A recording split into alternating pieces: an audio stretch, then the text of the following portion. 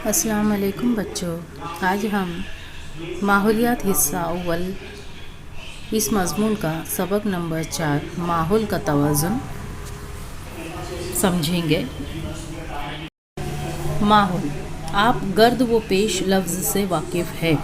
गर्द व पेश यानी आसपास की जगह, हमारे अतराफ़ की जगह। स्कूल की गर्दोपेश खूबसूरत है, बाज़ार की गर्दोपेश गंदी है, ऐसे जुमले हम रोज़ाना सुनते हैं। गर्दोपेश यानी आसपास की जगह। घर और स्कूल के गर्दोपेश से शहर गांव का गर्दोपेश बड़ा होता है।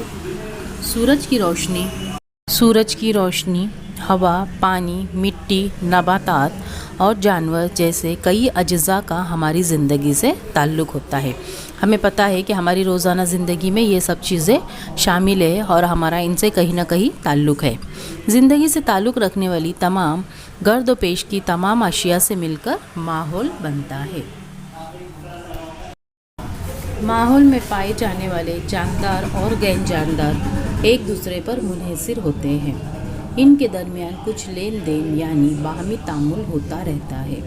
इस बाहमी तामुल का मुताला माहौल में किया जाता है, यानी जितने भी जानदार और गैर जानदार है इन सब का ताल्लुक़ एक दूसरे से होता है अपनी ज़रूरत पूरी करने के लिए, और इसी ताल्लुक़ का मुताला माहौल में किया जाता है। तो बच्चों, अब हम ग़िज़ाई ज़ंजीर के बारे में मालूमात हासिल करेंगे। झील की तस्वीरें देखिए। इस तस्वीर में आपको सूरज, घास, नाग तोड़ा और परिंदा नज़र आ रहा है।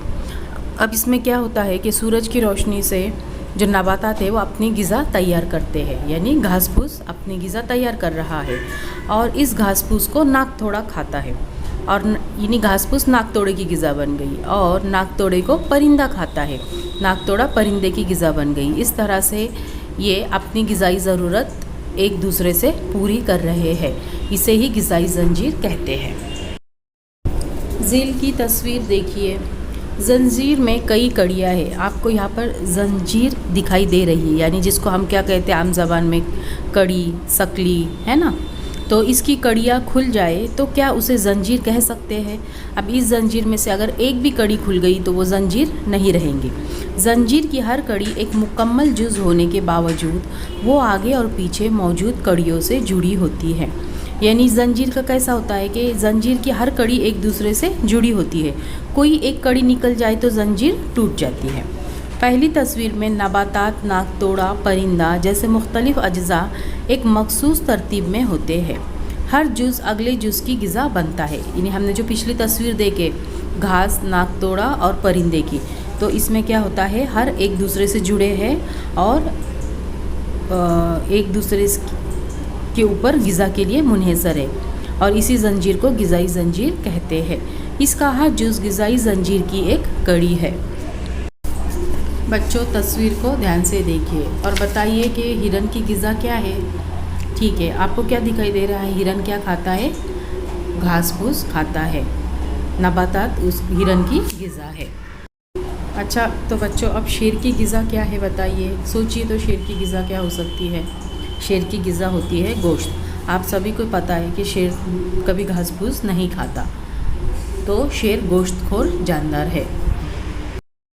कुदरत में कई ग़िज़ाई ज़ंजीरें होती हैं। इनमें से कोई एक कड़ी ख़त्म हो जाए तो क्या ग़िज़ाई ज़ंजीर बरकरार रहेंगी? नहीं रहेंगी, क्योंकि जो ग़िज़ाई ज़ंजीर है उसमें से अगर एक जुज़ भी कम हो जाए तो नबातात और हैवानात जो एक दूसरे पर अपनी ग़िज़ाई ज़रूरत पूरी करने के लिए मुनहसर है उनका तवाज़ुन बिगड़ जाएगा। अब इस तस्वीर में क्या है, जो घास फूस है वो कौन खा रहा है? खरगोश खाता है। और खरगोश किसकी ग़िज़ा बताई गई है? अज़दे की। देखिए यहाँ पर तीर के निशान से बताया गया है कि तीर किस तरह से वो एक दूसरे पर मुनहसर है। झील की तस्वीरों में कुदरत की कुछ और ग़िज़ाई ज़ंजीरें बताई हुई है, उन्हें गौर से देखिए। ग़िज़ाई ज़ंजीर में बुनियादी ग़िज़ा नबातात। हर जानदार को ज़रूरी ग़िज़ा माहौल ही से हासिल होती है, यानी जो भी जानदार है उसे अपनी ग़िज़ा की ज़रूरत जिस माहौल में वो रहता है उसके आसपास से ही पूरी होती है। माहौल के कई हैवानात सिर्फ नबातात से ही ग़िज़ा हासिल करते हैं। नबातात को खाने वाले हैवानात को दूसरे हैवानात अपनी ग़िज़ा बनाते हैं। यानी जैसे हमने पिछले तस्वीरों में देखे, जो नबातात यानी क्या है?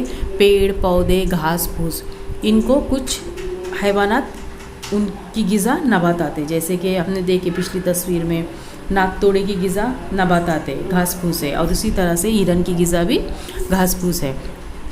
پانی اور ہوا میں موجود کاربن ڈائی آکسائڈ کا استعمال کر کے نباتات سورج کی روشنی میں اپنی غذا تیار کرتے ہیں، یعنی ہر غذائی زنجیر کی اساس نباتات ہی ہوتی ہے۔ تو بچوں، ہر غذائی زنجیر کا جو بنیادی جز ہے وہ نباتات ہے۔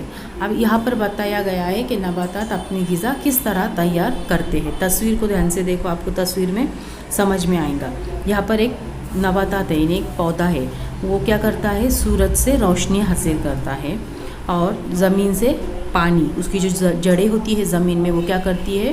پانی حاصل کرتی ہے۔ اب سورج کی روشنی میں پانی اور ہوا میں موجود کاربن ڈائی آکسائڈ کا استعمال کر کے نباتات اپنی غذا تیار کرتے ہیں، یعنی جو ہوا میں جو کاربن ڈائی آکسائڈ موجود ہوتی ہے اس کا استعمال کرتے ہوئے، پانی کا، ہوا کا اور سورج کی روشنی کا استعمال کرتے ہوئے نباتات اپنی غذا تیار کرتا ہے، یعنی نباتات جو ہے وہ خود کفیل ہے، اپنی غذا وہ خود تیار کرتے ہیں۔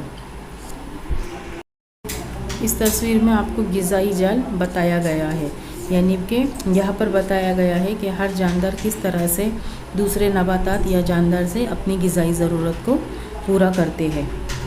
اب جیسے کہ یہاں پر گھاس پھوس ہے، گھاس پھوس کون کھا رہا ہے؟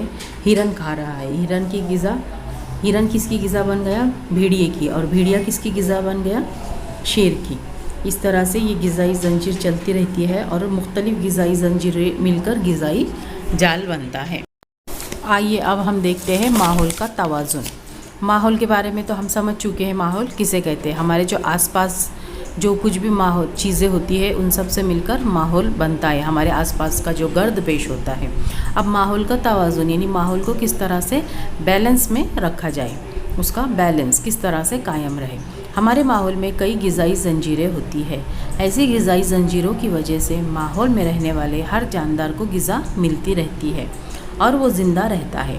نباتات سے حاصل ہونے والی گھاس پھوس اور تنکے، حیوانات کے مردہ جسم، فضلہ جیسی اشیاء کا تجزیہ کر کے انہیں کھاد میں تبدیل کرنے کا کام مٹی میں پائے جانے والے خوردبینی جاندار کرتے رہتے ہیں، یعنی مٹی میں جو خوردبینی جاندار ہوتے ہیں جو ہم اپنی آنکھوں سے نہیں دیکھ سکتے، اسے ہم خوردبین یعنی مائکروسکوپ سے ہی دیکھ سکتے ہیں۔ تو مٹی میں موجود جو خوردبینی جاندار ہوتے ہیں، اس طرح مٹی میں نباتات کے لیے غذائیت بخش مادے تیار ہوتے ہیں۔ ان کھادوں کا استعمال کر کے نباتات نشو و نما پاتی ہے۔ ہمیں پتہ ہے کہ ہم پیڑ پودوں کو کھاد ڈالتے ہیں۔ آپ کے گھر میں اگر چھوٹے چھوٹے پلانٹس ہوں گے تو آپ کیا کرتے ہیں؟ اسے جس طرح سے پانی ڈالتے ہیں اسی طرح سے ان کی نشو و نما کے لیے، انہیں بڑھنے کے لیے ہم مختلف کھادوں کا بھی استعمال کرتے ہیں۔ زمین میں پائی جانے والی اشیاء کا استعمال کر کے نباتات کا نشو و نما پانا اور حیوانات اور نباتات کے باقیات کا سڑ گڑ کر غذائی مادوں میں دوبارہ زمین میں جذب ہونا ماحول میں پائے جانے والا ایک اہم چکر ہے۔ یعنی زمین میں جو اشیاء پائی جاتی ہے ان کا استعمال کر کے نباتات کی نشو و نما ہوتی ہے، یعنی وہ پودے بڑھتے ہیں۔ اور حیوانات اور نباتات کے باقیات، یعنی جب حیوانات اور نباتات ختم ہو جاتے ہیں، مر جاتے ہیں، جیسے پتے مرجھا جاتے ہیں اور حیوانات مر جاتے ہیں، تو ان کے جو باقیات ہوتے ہیں وہ سڑ گل کر غذائی مادوں میں دوبارہ زمین میں جذب ہو جاتے ہیں، اور ماحول میں پائے جانے والا یہ ایک اہم چکر ہے۔ یہ چکر مسلسل جاری رہتا ہے۔ اس کے علاوہ ماحول میں موجود آبی چکر کی وجہ سے تمام جانداروں کو پانی ملتا رہتا ہے۔ پچھلے سبق میں ہم نے آبی چکر دیکھے کہ کس طرح سے پانی بھاپ بن کر، جو پانی کو حرارت ملتی ہے سورج سے تو وہ بھاپ بن کر بخارات کی شکل میں اوپر جاتا ہے، اور اس کے بعد ان بخارات کی تبخیر ہوتی ہے اور بارش ہوتا ہے، اور بارش کے ذریعے ہمیں تمام جانداروں کو پانی ملتا ہے۔ جاندار تنفس کے لیے کرۂ ہوا کی آکسیجن کا استعمال کرتے ہیں۔ ہمیں پتہ ہے کہ ہوا میں آکسیجن موجود ہوتی ہے اور ہم تنفس کے لیے یعنی سانس لینے کے لیے آکسیجن گیس کا استعمال کرتے ہیں۔ جب ہم سانس لیتے ہیں تو آکسیجن گیس ہمارے جسم میں داخل ہوتی ہے اور جب ہم سانس چھوڑتے ہیں تو کاربن ڈائی آکسائڈ گیس ہم لوگ ہمارے جسم سے باہر خارج کرتے ہیں، اور یہی کاربن ڈائی آکسائڈ گیس نباتات اپنی غذا تیار کرنے کے لیے استعمال کرتے ہیں۔ ماحول میں ایسے کئی چکر پائے جاتے ہیں، جاندار اور جاندار۔ غیر جاندار میں آپس میں لین دین کا عمل ہوتا رہتا ہے، اسی لیے ماحول میں موجود غذائی زنجیروں میں کوئی رکاوٹ پیدا نہیں ہوتی۔ ماحول میں تمام چکر مکمل طور پر جاری رہے تو ماحول کا توازن برقرار رہتا ہے۔ بچوں، اس بات کو ہمیشہ دھیان میں رکھیے کہ تمام جانداروں کی بقا کے لیے، یعنی بقا یعنی ان کا قائم رہنا، زندہ رہنا، ان کے قائم رہنے کے لیے ماحول کے توازن کا قائم رہنا بے حد ضروری ہے۔ یعنی جو ہمارا ماحول ہے اس میں ہمیں بیلنس چاہیے، کوئی بھی چیز کم زیادہ نہیں ہونی چاہیے، تبھی تمام جانداروں کی بقا ہو سکتی ہے۔ تو بچوں، اس سبق میں ہم نے کیا سیکھا؟ زمین پر ان گنت قسم کے جاندار پائے جاتے ہیں۔ ہم نے دیکھے کہ مختلف قسم کے جاندار ہوتے ہیں۔ ماحول میں پائے جانے والے جانداروں اور غیر جانداروں کا آپس میں تعلق ہوتا ہے۔ مختلف علاقوں میں مختلف حیوانات، نباتات اور خردبینی جاندار پائے جاتے ہیں۔